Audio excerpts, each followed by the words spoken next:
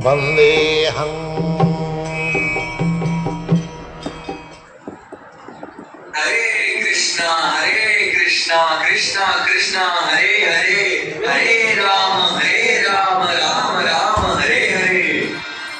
हे साधु, कृपया बैठिए, मैं आपका चरण अभिषेक कर देता हूँ। हे राजन, आप मेरा चरण स्पर्श कर रहे हैं, चरण अभिषेक की बात करते हैं, पर जो मैं आपसे चाहता हूँ वो क्यों नहीं करते? हे साधु, बताइए आपको क्या चाहिए? मैं आपको सब कुछ दूंगा। धन चाहिए, जमीन चाहिए, स्त्री चाहिए, या फिर मेरे साम्राज्य का हिस्सा चाहिए? बताइए क्या चाहिए? हे राजन, मुझे इन सब वस्तुओं में कोई रुचि नहीं है। मैं आपके सभा में कई बार आ चुका हूँ और हर बार एक ही निवेदन करता हूँ, कृपया भक्ति करिए। अभी आपके पास समय है, इसे व्यर्थ मत करिए। अरे साधु, मैंने तुम्हें कितनी बार कहा है, भक्ति करने की जरूरत ही क्या है? मेरे पास धन है, दौलत है, साम्राज्य है, रानियां हैं, मुझे कुछ नहीं चाहिए। मैं भक्ति क्यों करूं? और मेरी रानियां मुझे इतना व्यस्त रखती हैं कि मेरे पास समय ही नहीं बचता इन सब चीजों के लिए। हे राजन, ये आपका वैभव, ये साम्राज्य, ये रानियां अंत समय में कोई काम नहीं आएंगे, सब छोड़कर ही जाना होगा। मैं आपको डर न जाने से बचाना चाहता हूँ। अरे साधु, मैंने कहा ना, मेरे पास समय नहीं, कृपया प्रवचन मत सुनाइए। ठीक है राजन, पर मैं एक अंतिम निवेदन करना चाहता हूँ। कहिए। अपने मंत्री को आदेश दीजिए कि एक ऐसे व्यक्ति को चुने जो महामूर्ख हो और उसे यह छड़ी दे देना, कहना कि राज्य भ्रमण करे।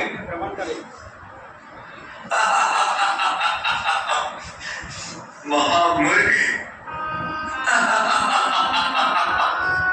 ठीक है साधु, वैसे भी हमारे राज्यों में मूर्खों की कमी नहीं है। मंत्री, जाओ और ऐसा व्यक्ति ढूंढो। जी महाराज, आज हमने महामूर्ख ढूंढ लिया।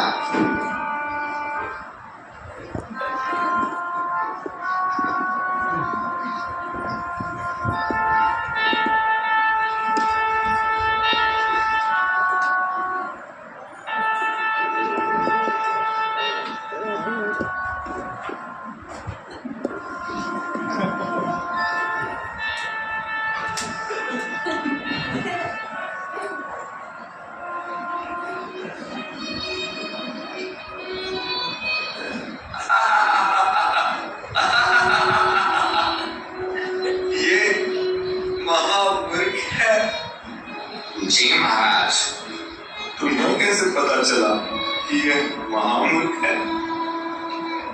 महाराज, ये अपना सारा धन संपत्ति सबको दान कर रहा था। जब मैं पूछा तो बोला, मैं यह शरीर नहीं हूँ।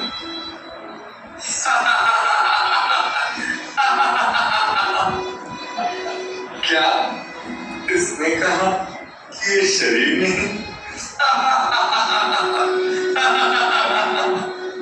ये सच में महामूर्ख है।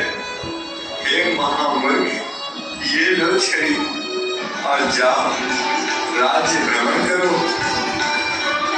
भ्रमण करो? हाँ, भ्रमण करो।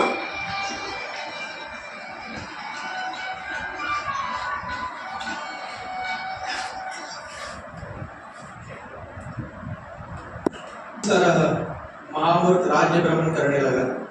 कई साल बीत गए। अब राजा बूढ़ा हो चुका था, उसकी अंतिम सांसें चल रही थी और उसके साथ वहां पे उसके पुत्र, पत्नियां, नौकर, चाकर सब मौजूद थे। ये सब देख के अभी राजा को ये पता चल गया था कि अभी उसकी अंतिम सांसें चल रही है और उसको पता था कि मृत्यु निकट है। हे मंत्री, उस महामूर्ख को बुलाओ जिसे मैंने राज्य भ्रमण के लिए भेजा था। जी महाराज, महामूर्ख प्रस्तुत हो।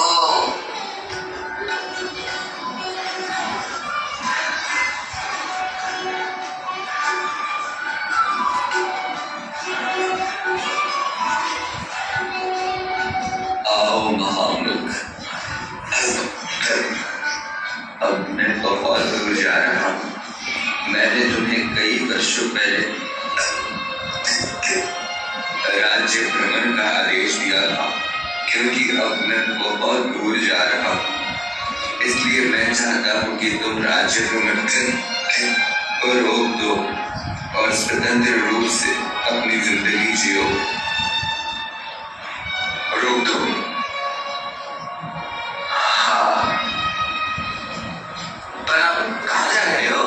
मुझे भी अपने साथ ले चलो। अरे पागल, तुम सच में महामूर्ख हो। मैं जहाँ जा रहा हूँ वहाँ तुम्हें लेकर नहीं जा सकता। ओह, समझ गया, आप अपनी रानी को ले जा रहे हो, इसलिए मुझे नहीं ले जा रहे।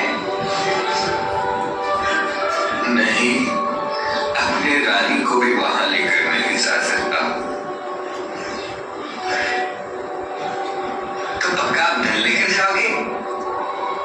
नहीं, धन भी नहीं ले जा सकता। तो फिर साम्राज्य लेकर जाओगे?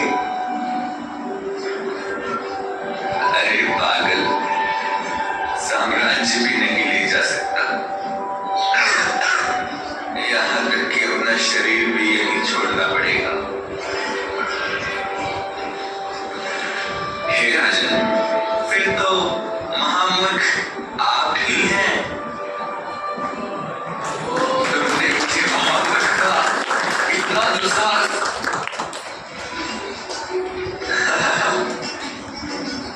हे राजन, आपने तो कहा था कि ये साम्राज्य, धन, रानियां सब आपकी हैं, तो भी इनको लेकर नहीं जा सकते।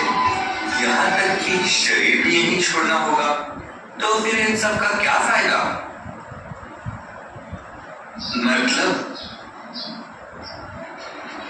हे राजन, आपने अपना पूरा जीवन धन कमाने में, साम्राज्य बनाने में लगा दिया, पर फिर भी इनमें से कुछ भी अपने साथ नहीं ले जा सकते।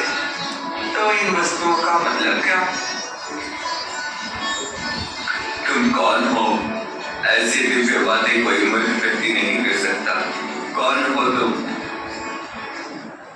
हे राजन, मैं उन्हीं साधु का शिष्य हूँ जिन्होंने आपसे कहा था राज्य में महामूर्ख ढूंढने के लिए।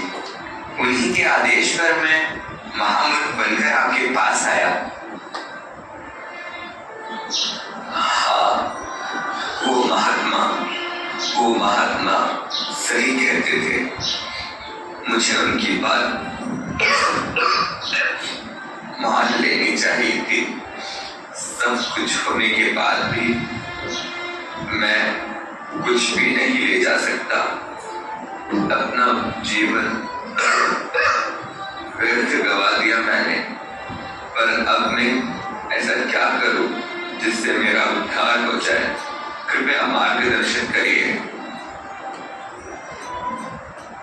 हे राजन, जब जागे तभी सवेरा। अभी अपने मन की चिंता छोड़ दो, अपना ध्यान भगवान के चरणों में लगाओ। भगवान की भक्ति और भगवान को प्राप्त करना ही जीवन का परम लक्ष्य है। तुम सही कह रहे हो। तुम्हारी बातें सुनकर मेरा हृदय शांत हो गया। मेरा मन निश्चिंत हो रहा है। अब मुझे मृत्यु से भी भय नहीं लग रहा। जब भक्ति का बीज दिल में लग जाए तो डर कैसा? हरे कृष्णा हरे कृष्णा कृष्णा कृष्णा